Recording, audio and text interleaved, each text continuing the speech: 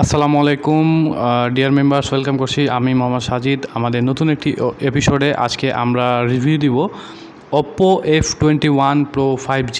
এই ফোনটি, এই স্মার্টফোনটি বাংলাদেশ বাজারে অলরেডি লঞ্চ হয়ে গিয়েছে এবং অনলাইন বুকিং চলছে। তবে মেইন কথা হচ্ছে আমরা ফিচার্স নিয়ে কথা বলি।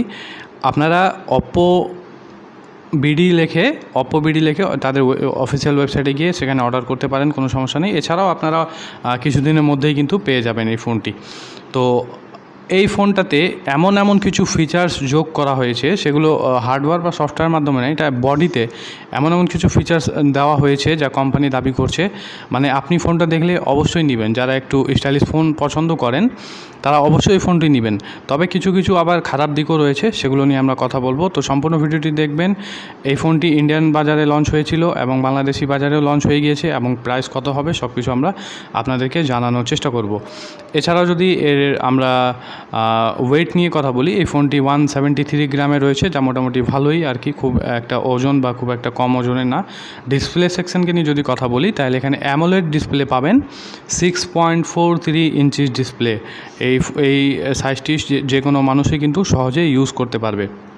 এছাড়াও এদের অপারেটিং সিস্টেমকে নিয়ে যদি কথা বলি, আপডেট ভার্সন অ্যান্ড্রয়েড 12-এ আসবে, কালার OS 12।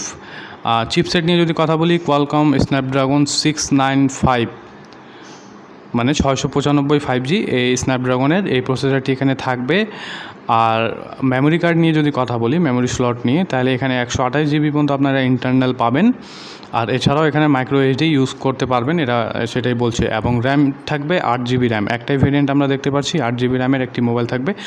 অনেক ভালো, অনেক সুন্দর হবে। যদি এই ফোনটা নিয়ে নেন তাহলে হয়তো 3-4 বছর আপনাকে কোনো ফোন আপডেট করতে হবে না ইনশাল্লাহ। যদি ক্যামেরা সেকশনকে নিয়ে কথা বলি, তাহলে মেইন সেন্সার হিসেবে এখানে 64 মেগাপিক্সেলের মেইন ক্যামেরা বসানো হয়েছে। আপনারা জানেন যে অপ্পো সবসময় লুকিং, স্টাইলিশ এবং ক্যামেরা, এই তিনটা ফিচার্স নিয়ে কাজ করে, যাতে তাদের ফোনটা স্টাইলিশ দেখা যায় এবং ক্যামেরা সেকশনটা সবসময় তারা বেটার রাখতে চেষ্টা করে। তো এখানে এছাড়াও মেইন ক্যামেরাতে আরও দুটি ক্যামেরা আমরা দেখতে পারবো, 2 মেগাপিক্সেলের ম্যাক্রো লেন্স এবং 2 মেগাপিক্সেলের ডেপথ সেন্সার এখানে আমরা দেখতে পারবো। এছাড়াও মেইন ক্যামেরাটা কিন্তু 64 মেগাপিক্সেলের থাকবে। ফিচার্সে রয়েছে LED ফ্ল্যাশ।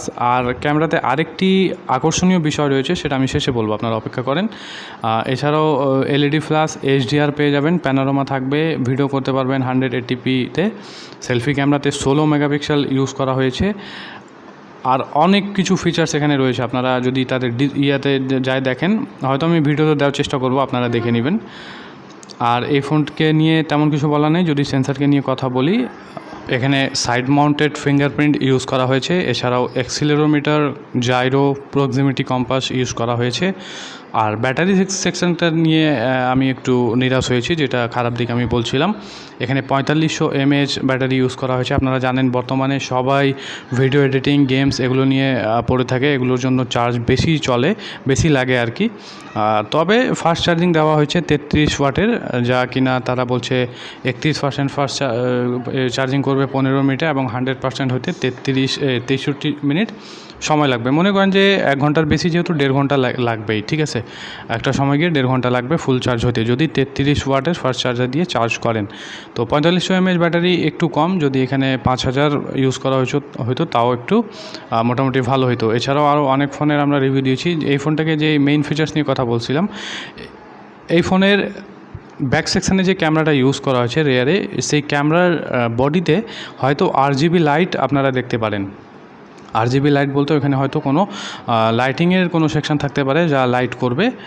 এই ফোনটি আসলে আমি দেখেছি, মানে নিজের হাতে নয়, তবে রিভিউতে দেখেছি যে লাইটিং করছে, কিন্তু ঠিক বিষয়টা বলতে পারলাম না। কোম্পানি বলছে যে RGB লাইট তারা সেখানে ইউজ করেছে, এবং অনেকগুলো পিকচারে কিন্তু এই জিনিসটা দেখানো হচ্ছে। তো যারা নিতে চান নিয়ে নিতে পারেন। বাংলাদেশ বাজারে হয়তো 28 থেকে 32 হাজার টাকার মধ্যে এই ফোনটি আমরা ইনশাল্লাহ পেয়ে যাব। ধন্যবাদ সবাইকে।